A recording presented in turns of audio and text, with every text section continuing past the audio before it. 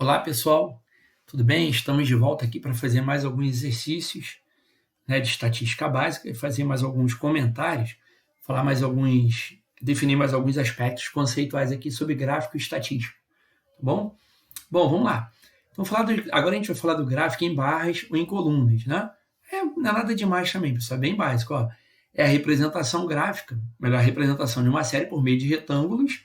Aqui, ó, isso aqui é gráfico de barras verticais, né? E também tem os gráficos de barras horizontais. Olha lá, ó, dispostos verticalmente em colunas, né, horizontalmente em barras, tá vendo? Então a gente pode representar os gráficos por colunas, né?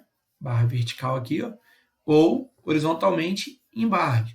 Quando em colunas, os retângulos têm a mesma base e as alturas são proporcionais aos respectivos dados. Fala assim, parece ser complicado, né? Não, pessoal, é bem básico. Quando em barras, os retângulos têm a mesma altura e os comprimentos são proporcionais aos respectivos dados. Aqui eu tenho a população mundial em milhões, né? População mundial em julho de 2015. Aqui, ó, África, 1.250 milhões de pessoas, tá vendo? Melhor, 1.186, 1.186 mil pessoas, 634 milhões. América do Norte, 357 milhões. Ásia, 4 milhões, não sei quanto, né? Aqui, ó, 738,4 milhões. Nada demais, né? Interpretação gráfica básica. Bom, aí que eu peguei uma questão do Enem, que também não tem nada demais, para a gente analisar. E diz assim, ó, o gráfico abaixo mostra a precipitação de chuva em centímetro, a precipitação em centímetro, aqui no eixo vertical, acumulada por mês, ocorrida em Cascavel, no período de 1º de janeiro de 2011 a 30 de junho de 2011. Aqui está, ó, janeiro, a precipitação está entre 25 e 30 centímetros. Fevereiro, a precipitação está acima de 40 centímetros. Em março, a precipitação de chuva foi de 5 centímetros aqui, ó, em março. Em abril, está entre 10 e 15 centímetros. Em maio, está abaixo de 5 centímetros. E em junho, entre 5 e 10. Com base nas informações do gráfico, é possível afirmar que 4 meses registraram queda da quantidade de chuva em relação ao mês anterior, né? Olha lá, 4 meses registraram queda em relação ao mês anterior. Vamos ver, ó, janeiro, a precipitação está entre 25 e 30. Fevereiro, a precipitação de chuva foi bem alta, está entre 40 e 45. Em março, a precipitação caiu para 5, depois aumentou, está entre 10 e 15, depois caiu de novo, está abaixo de 5, depois aumentou, está entre 5 e 10. Não, ele botou 4 meses, registraram queda. 4 meses, queda de chuva em relação ao mês anterior, não. O gráfico não mostra isso. Né? Ó, março registrou uma queda em relação a fevereiro, mas em abril, o acúmulo de chuva, o índice pluviométrico, aumentou de novo, depois caiu de novo, depois aumentou de novo. Não pode ser a letra A. O segundo trimestre do ano, foi mais chuvoso que o primeiro? Primeiro trimestre, janeiro, fevereiro e março. Não, janeiro, fevereiro e março foi mais chuvoso do que abril, maio e junho. Né? Olha lá, abril, maio e junho, o índice pluviométrico, né, o índice de precipitação de chuva, foi menor do que janeiro, fevereiro e março. Fevereiro acumulou mais chuva do que todos os outros meses juntos. Em maio não choveu? Maio choveu, pessoal, está aqui, ó. Em maio choveu, né? Está abaixo de 5 centímetros a precipitação, mas choveu. Fevereiro acumulou mais chuva que os 4 meses seguintes. Vamos ver. Fevereiro, a precipitação está entre 40 e 45. Março foi 5. Aqui está entre 10 e 15. Vamos supor que seja 15, vai dar 20. Está abaixo de 5, 20 alguma coisa. Letra E. Fevereiro, 40 e pouco. Se eu somar a precipitação de todos esses outros meses, vai dar menos que 40. Então, fevereiro acumulou mais chuva que os 4 meses seguintes. Né? Opção correta, letra E. Viu? Nada demais na prova do Enem. Né? Fevereiro acumulou mais chuva que todos os outros meses juntos? Aí não. Porque aqui, ó, 25, aqui passou de 10, aqui já passou de 25.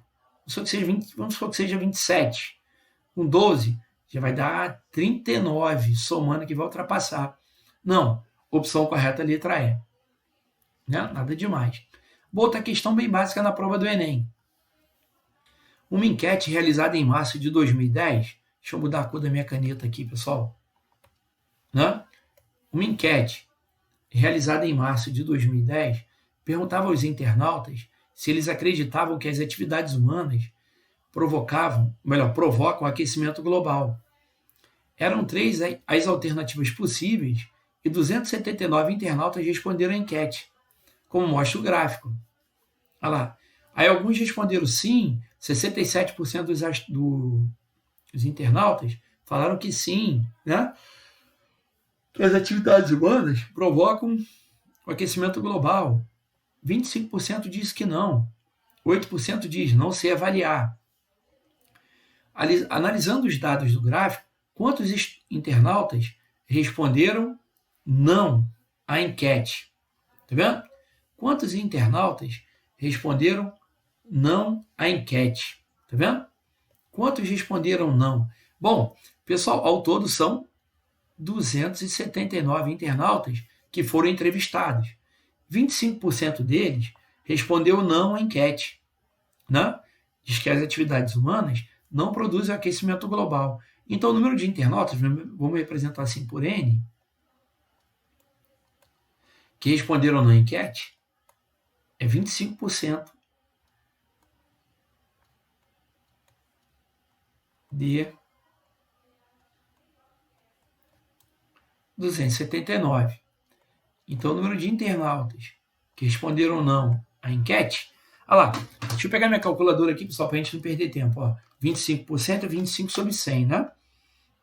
Então, vai ficar 25 por 100, vai dar 0,25 vezes 279. Isso aqui vai dar 25% vezes... 25% disseram não. 25% é 0,25 vezes 279. Fiz a conta errada aqui, pessoal. 69,75. Né? Isso aqui vai dar 69,75. Ou seja, aproximadamente 70 internautas responderam que as atividades humanas não provocam aquecimento global. Né? Ou seja, a opção correta, letra C, né, pessoal? Olha lá. Analisando os dados do gráfico, quantos internautas responderam não à enquete? Mais de 50 e menos de 75. Nada demais. Né? Gráfico de colunas. Desculpa, pessoal. Nada demais. Bom, outro tipo de gráfico que às vezes aparece também em provas é o gráfico em colunas ou em barras múltiplas. Né? Olha lá, esse tipo de gráfico é geralmente empregado quando queremos representar simultaneamente 2 ou mais fenômenos estudados, com o propósito de comparação. Tá vendo? Aqui, ó, primeiro bimestre, ó, essa coluna aqui pintada de azul escura, representa as notas de português, né? Esse de vermelho representa as notas de matemática, o verde, geografia, o roxo na história, o azul claro é arte, e o laranja, educação física, né? Então, olha as notas. Primeiro bimestre, a nota do pessoal em português foi 8, em matemática foi 6, geografia 6, não, pode ser que seja a nota média, né, de uma classe, ou a nota de um determinado aluno. Esse roxo aqui, história, a nota média da turma, porque a nota média da turma foi 8, e arte, a nota média da turma foi 6, e educação física foi 7, tá vendo? E assim vai, segundo bimestre, terceiro bimestre, quarto bimestre. Nada demais também, pessoal, interpretar gráfico é bem simples, né? Vamos lá, aí eu peguei uma questão do Enem, né? Como sempre, vamos resolver a questão do Enem para a gente treinar. Olha o que ele diz. Uma loja acompanhou o número de compradores de 2 produtos A e B durante os meses de janeiro e fevereiro de 2012.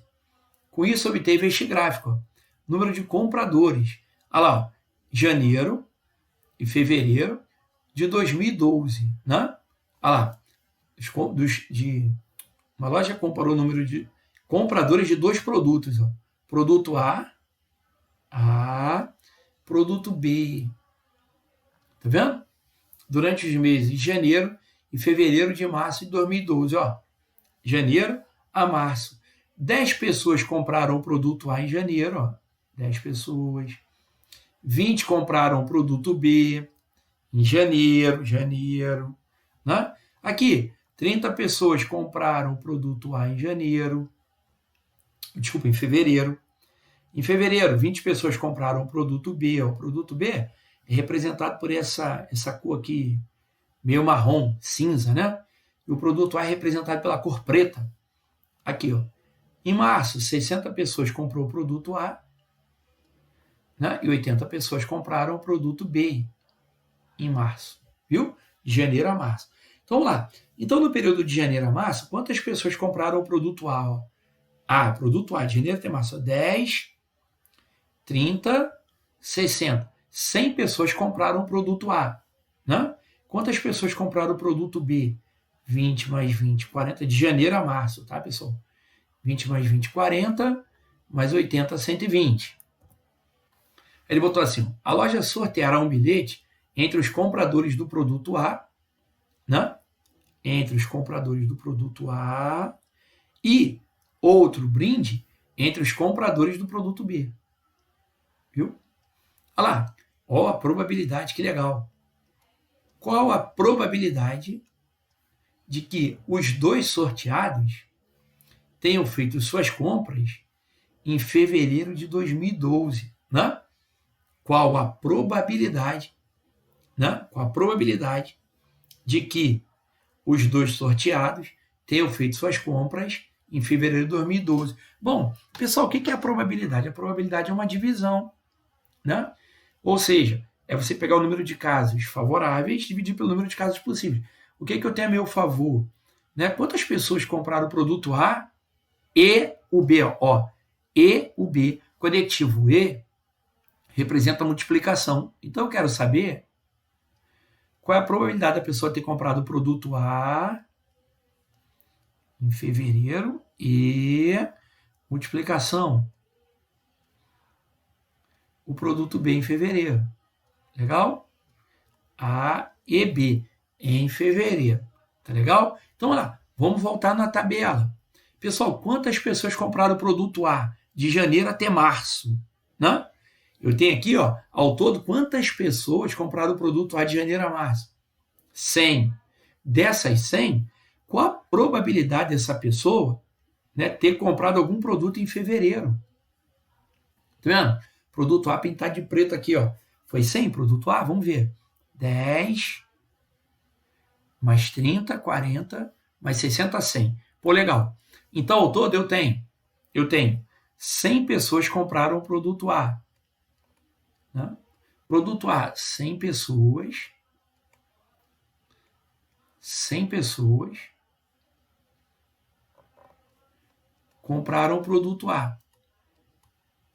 Produto B, 120. A gente já tinha visto lá no gráfico. 120 pessoas compraram o produto B.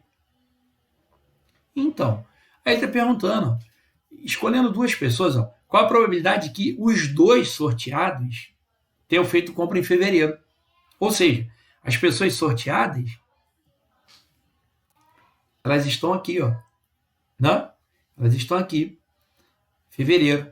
Olha lá, quantas pessoas compraram o produto A em fevereiro? 30.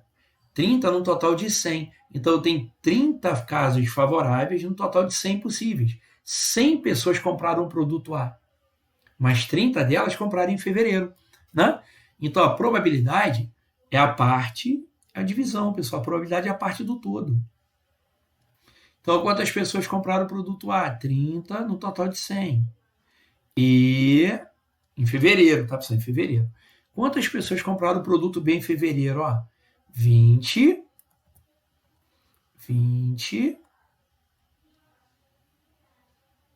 Um total de 120.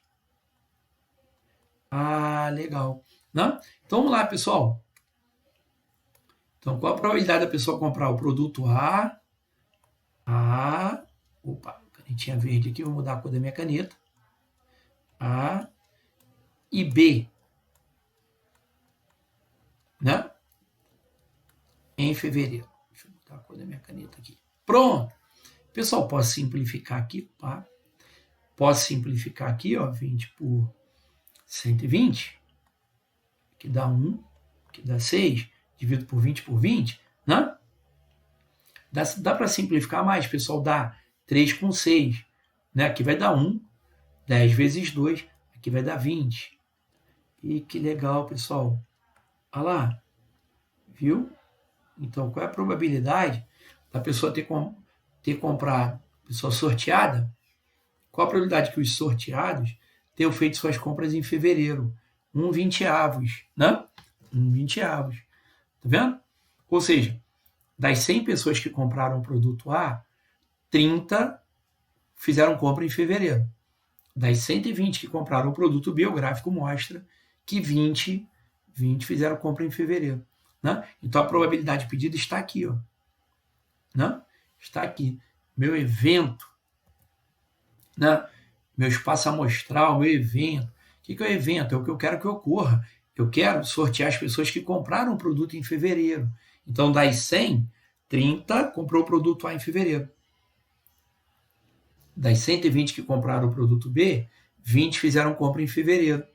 Portanto, pessoal, eu quero sortear, né? Eu quero que a pessoa sorteada tenha comprado o produto A e conectivo e a multiplicação, e B em fevereiro.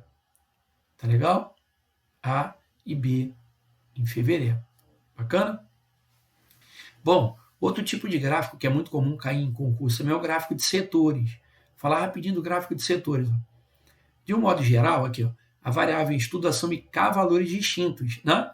O processo de construção desse tipo de gráfico consiste em dividir um círculo em vários setores. Ó, né? Vários setores. Olha lá, circulares, e esses setores são proporcionais às frequências das realizações observadas. Mais precisamente, as medidas dos ângulos dos setores circulares são proporcionais às porcentagens, ou frequências em geral, de ocorrência das realizações das variáveis. Ó. Ele está se referindo a esse ângulo aqui, pessoal. Tá? Ao ângulo central, o ângulo que tem centro, né, cujo vértice está no centro do círculo. Olha lá, a distribuição da população brasileira em 2010. Ó. Zona rural, 16%. Aí você observa que o ângulo central é pequenininho. 84% ocupa a zona urbana. Então o ângulo central é bem grandão. Tá vendo? Bem grandão. Nada demais. Aqui, ó, uma questão que caiu lá na prova de sargento especialista, só para a gente treinar a ideia do gráfico de setores. Né? Só para a gente treinar a ideia do gráfico de setores. Olha só que questão bacana, a prova de sargento aeronáutico. Ó. Numa pesquisa feita em uma cidade, para verificar o meio de transporte utilizado por 240 pessoas, chegou-se ao seguinte resultado. Meio de transporte, o metrô. 90 pessoas utilizam o metrô. Ônibus, 80 pessoas. Automóvel, 40 pessoas. Trem, 30 pessoas. Apresentando esses dados num gráfico em setores, o ângulo do setor correspondente ao automóvel será de... Pessoal, gráfico de setores. Olha como é que você vai matar essa questão rapidinho na prova de sargento aeronáutico. Se você pegar o setor todo, né? Se você pegar o setor todo, ou seja, o círculo todo, é 360 graus. Ou seja, né? Você vai ter um ângulo de 360 graus. Então, uma regrinha de 3 básica. Ó, 240 pessoas, né? Corresponde a 360 graus. Por que 360 graus? Eu peguei todas as pessoas pesquisadas, né? Então, o ângulo todo, 360 graus. Então, 240 pessoas, 360 graus. Bem básico. Né? O número de pessoas que anda de carro, 40 pessoas. Então, 40 pessoas corresponde a quantos graus? Vou botar assim, alfa. Pronto, pessoal. Regrinha de 3 básico. Então, vai ficar 240. Está para 40. Nada demais. Assim como 360 está para o ângulo alfa. Simplifico. 24 por 4 aqui vai dar 6. Não? ficar 6 sobre 1 igual 360 por alfa. Legal? Olha lá, pessoal. 6 alfa. 360. Então, alfa é igual a 60 graus. Viu? Ou seja, o ângulo central, olha lá, o ângulo central, né? O que corresponde, o ângulo do setor, que corresponde ao número de pessoas que anda de carro, 60 graus, nada demais. Se você pegar o total de pessoas, total, né, o ângulo todo é 360 graus. Então, 40 pessoas, né, corresponde a um ângulo central pequenininho. Olha lá, 60 graus. Tá legal, pessoal? Nada demais. Na prova de sargento especialista. Ah, pictograma. Representação gráfica por meio de figuras. Ó, né? O que é o pictograma? Deixa eu mudar a cor da minha caneta, porque agora ficou vermelho aqui. Né? Pessoal, o pictograma é uma representação gráfica lá, em que são usadas figuras. Né? Isso aqui é que fala melhor ao público. Ou imagens, né, que guardam relação com o assunto que está sendo tratado aqui. Ó. Mês de março, abril, maio, junho e julho. E as pizzas vendidas. Ó. Em março, foram vendidas 400 pizzas. Em abril, 600. Em maio, 900. Em junho, 1.200. Julho, 1.450. Agosto, 1.750. Aí ele botou assim, ó, pizzas vendidas no último semestre. Aí cada figura dessa aqui, ó, cada figurinha dessa, cada círculozinho desse, representa 200 unidades vendidas. Ó. Cada figurinha são 200 unidades. Como em março foi vendido 400 pizzas, 400, então vou ter duas figuras. 200 mais 200, 400 pizzas. Em abril vendeu 600 pizzas. Né? Então, representando por um pictograma, eu teria 3 figuras, porque cada figura dessa, cada círculo desse alaranjado, representa 200 pizzas vendidas. Em maio, 900 pizzas. Em junho, 1.200. Olha lá, como cada figura dessa, cada círculo pintado de laranja, representa 200 unidades, né? 1.200, são 6 círculos. Tá vendo, pessoal? Isso é o que a gente chama de pictograma. É a representação gráfica por meio de figuras. Essa é uma representação melhor fala ao público. Bom, como exemplo, peguei uma questão da prova de sargento especialista de aeronáutica. Ele botou os resultados de uma pesquisa sobre o número de casos de AIDS entre os consumidores de drogas injetáveis no país X nos últimos 8 anos foram apresentados em um gráfico onde as colunas foram substituídas por seringas, ou figuras. Né? Seringas de diferentes tamanhos, ou de tamanhos diferentes. Este gráfico é viu? Olha lá, os resultados de uma pesquisa sobre os números de casos de AIDS entre os consumidores de drogas injetáveis no país X nos últimos 8 anos foram apresentados em um gráfico onde as colunas foram substituídas por seringas de tamanhos diferentes. Né? Este gráfico é um pictograma, né, pessoal? Representação gráfica por meio de figuras. Cartogramas é mapa, né, pessoal? Mapa, cartografia. Histograma a gente vai ver e os outros gráficos a gente vai ver. Né? A representação da minha variável, né, drogas injetáveis, ele representou por meio de seringas. Isso é um pictograma. Tá legal? Nada demais. Bom, aqui o cartograma, geografia agora, né? Cartograma é a representação sobre uma carta geográfica, né, relacionada diretamente com a área geográfica ou política, que é mais geografia, tá, pessoal? Né, o histograma, aqui, o histograma é usado para representar os valores assumidos por uma variável quantitativa. Quando estes dados estão agrupados em intervalos de classe, né, intervalo de classe, ó, é um gráfico formado por retângulos contíguos, isto é, que estão em contato entre si. A base de cada retângulo corresponde a um segmento cujas extremidades são os limites de cada classe de intervalo, e a altura de cada retângulo é proporcional à frequência da classe correspondente. Aqui, ó. Né? Ao exemplo, ó, a tabela seguinte tem os dados das alturas dos 80 alunos de uma escola e sua representação por meio de histograma. Olha lá. Ó, meio de histograma aqui. Ó. A altura dos alunos. Alunos que têm altura entre 1,60 m e 1,65 m. 4 alunos. Né? Tem 80 alunos ao todo. 4 deles. A estatura está entre 1,60 e 1,65. 12 alunos. Tem estatura entre 1,65 e 1,70. 18 alunos. Tem estatura entre 1,70 e 1,75 e por aí vai. 26 alunos. Né? Tem altura entre 1,75 e 1,80. 10 alunos. Tem estatura entre 1,80 e 1,85. 8 alunos. 1,85 e 1,90. 2 alunos entre 1,90 e 1,95. Aí ele calcula a frequência relativa. O que é a frequência relativa? É a frequência absoluta dividida pelo total. Né? Aqui, ó, 4 sobre 80 daria 5%, né? 1/20. 12 sobre 80 daria 15%. 15% dos alunos tem entre 1,65 e 1,70. Isso a gente pode representar no histograma. Né? Olha lá, no histograma aqui, ó, percentual.